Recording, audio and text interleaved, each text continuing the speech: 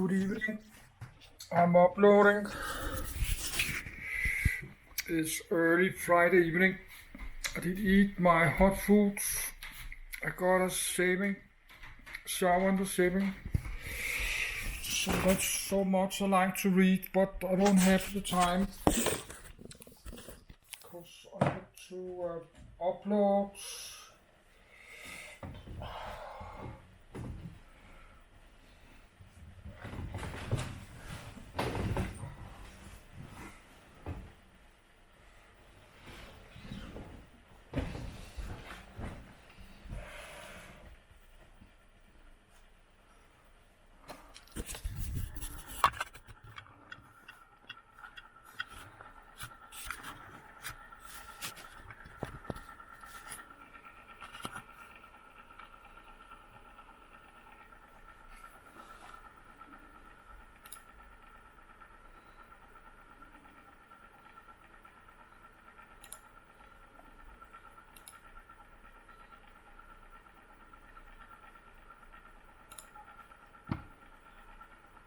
Trident, UK nuclear program.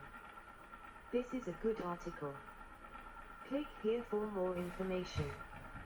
Trident HMS Victorious, a Trident missile-armed Vanguard-class submarine leaving its base at HMNB Clyde on a training exercise in 2013 type-off project deployment of Trident ballistic missile submarine country United Kingdom established 1980. Trident, also known as the Trident Nuclear Program or Trident Nuclear Deterrent, covers the development, procurement and operation of nuclear weapons in the United Kingdom and the means of delivery. Its purpose as stated by the Ministry of Defence is to deter the most extreme threats to our national security and way of life, which cannot be done by other means. 1. Trident is an operational system of 4 Vanguard-class submarines armed with Trident 2D5 ballistic missiles, able to deliver thermonuclear warheads from multiple independently targetable re-entry vehicles, MIRVs. It is operated by the Royal Navy and based at Clyde Naval Base on the west coast of Scotland. At least one submarine always on patrol to provide a continuous at-sea capability. Their missiles are manufactured in the United States, while the warheads are British. The British government initially negotiated with the Carter administration for the purchase of the Trident IC-4 missile. In 1981, the Reagan administration announced its decision to upgrade its Trident to the new Trident 2D5 missile. This necessitated another round of negotiations and concessions. The UK Trident program was announced in July 1980 and patrols began in December 1994. Trident replaced the submarine-based Polaris system, in operation from 1968 until 1996. Trident is the only nuclear weapons system operated by the UK since the decommissioning of tactical WE.177 free-fall bombs in 1998.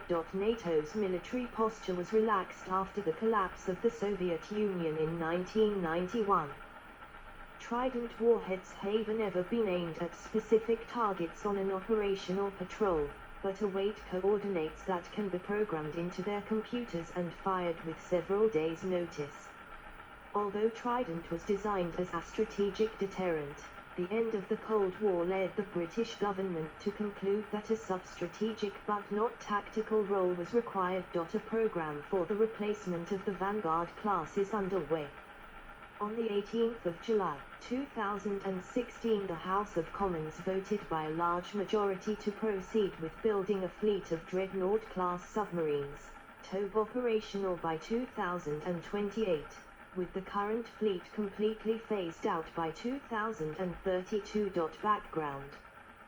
During the early part of the Second World War, the United Kingdom, UK, had a nuclear weapons project codenamed Tube Alloys, which the 1943 Quebec Agreement merged with the American Manhattan Project to create a combined American, British, and Canadian project. The British government expected the United States, US, would continue to share nuclear technology, which it regarded as a joint discovery. But the United States Atomic Energy Act of 1946, McMahon Act, ended technical cooperation. 3. Fearing a resurgence of U.S. isolationism, and losing its own great power status, the British government resumed its own development effort. 4. The first British atomic bomb was tested in Operation Hurricane on the 3rd of October 1952. 5. The subsequent British development of the hydrogen bomb, and a fortuitous international relations climate created by the Sputnik crisis, facilitated the amendment of the McMahon Act. 6.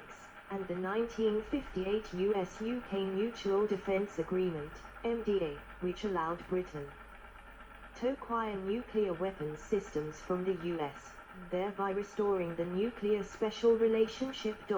7. 8. A Polaris missile at the Royal Air Force Museum, Cosford, with Chevelin, Wright. During the 1950s, Britain's nuclear deterrent was based around THEV bombers of the Royal Air Force, RAF. But developments in radar and surface-to-air missiles made it clear that bombers were becoming increasingly vulnerable, and would be unlikely to penetrate Soviet airspace by the mid-1970s. 9. To address this problem, the UK embarked on the development of a medium-range ballistic missile called Blue Streak. 10. But concerns were raised about its own vulnerability. 11. And the British government decided to cancel it and acquire the American Skybolt air-launchy ballistic missile. 12. In return, the Americans were given permission to base the US Navy's Polaris boats at Holy Loch in Scotland. 13.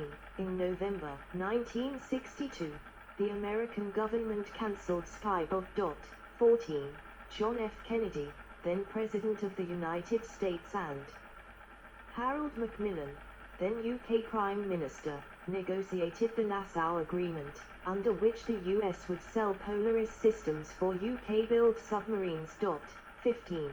This was formalized in the Polaris Sales Agreement. 16. The first British Polaris ballistic missile submarine, SSBN, HMS Resolution, was laid down by Vickers Armstrongs at its yard at Barrow-in-Furness in Cumbria on the 26th of February 1964. 17. 18. She was launched on 15 September 1965, commissioned on the 2nd of October 1967. 17. And conducted a test firing at the American Eastern Range on the 15th of February 1968. 19. She was followed by HMS Repulse, which was completed by Vickers Armstrongs on the 29th of September 1968, Winkinsad Smiley 20, and 2 boats built by Camel Laird in Birkenhead, HMS Renown, which was completed on the 15th of November 1968, Winkinsad Smiley 21, and HMS Revenge, which was completed on the 4th of December 1969.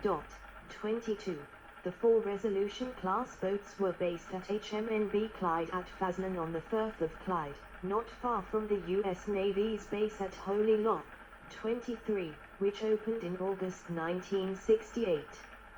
It was served by a weapons store at nearby Anadka Port. 19. HM Dockyard, Rosyth, was designated as the refit yard for the 10th Submarine Squadron, as the Polaris boats became operational. 23.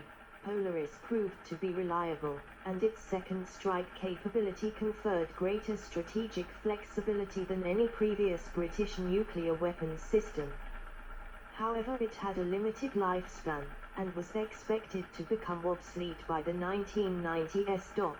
24. It was considered vital that an independent British deterrent could penetrate existing and future Soviet anti-ballistic missile, ABM, capabilities.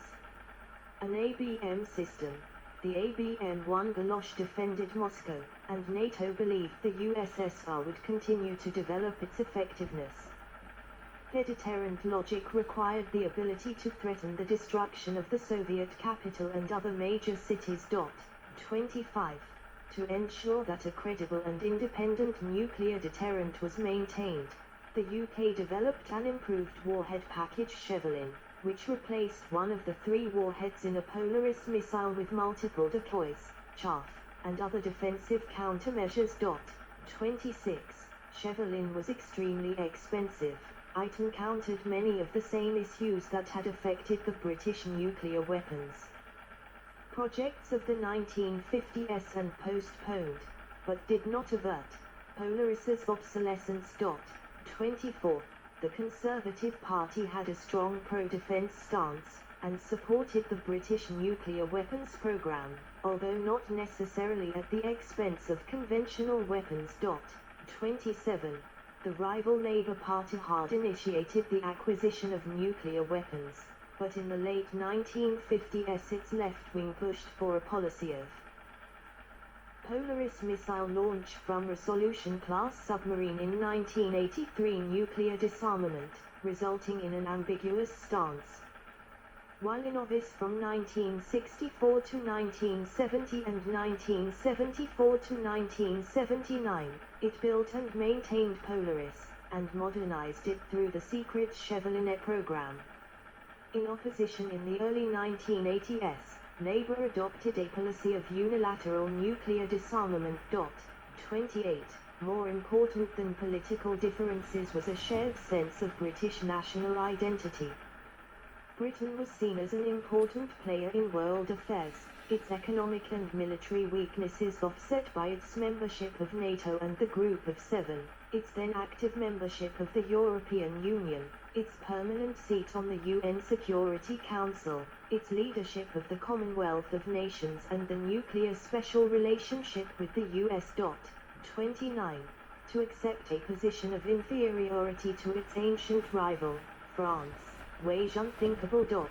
30. Moreover, the UK sees itself as a force for good in the world with a moral duty to intervene, with military force if need, to defend both its interests and its values. 29. By the 1980s, possession of nuclear weapons was considered a visible sign of Britain's enduring status as a great power in spite of the loss of the British Empire, and had become a component of the national self-image. 31. 32. Negotiations. Margaret Thatcher visits President Jimmy Carter on the 17th of December 1979. The Cabinet Secretary, Sir John Hunt, briefed Cabinet on Polaris on 28 November 1977, noting that a possible successor might take up to 15 years to bring into service, depending on the nature of Sistercosen, and whether it was to be developed by the UK, or in collaboration with France or the US. 33. With the recent experience of Chevelin in mind, the option of a purely British project was rejected. A study of the options was commissioned in February 1978 from a group chaired by the Deputy Under-Secretary of State at the Foreign Office, Sir Anthony Duff, with the Chief Scientific Advisor to the Ministry of Defence, Sir Ronald Mason. 34. The Duff-Mason report was delivered to the Prime Minister, James Callaghan, in parts on 11 and 15 December. 35. It recommended a purchase of the American Trident IC-4 missile then in service with the U.S. Navy. The C-4 had multiple independently targetable air entry vehicle (MIRV) capability, which was needed to overcome Soviet ABM defenses. 36. 37. Callaghan approached President Jimmy Carter in January 1979, who responded positively, but did not commit. 38. The Carter administration's main priority was the SALT II agreement with the Soviet Union, which limited nuclear weapons stockpiles. It was signed on the 18th of June 1979, but Carter faced an uphill battle to secure its ratification by the U.S. Senate. 39. MIRV technology had proved to be a major loophole in the 1972 SALT I agreement, which limited numbers of missiles but not warheads. During the SALT I negotiations, the US had resisted Soviet proposals to include the British and French nuclear forces in the agreement. but there were concerns that supplying MIRV technology to the UK would be seen by the Soviets as violating the spirit of the non-circumvention clause in SOLV 2.40.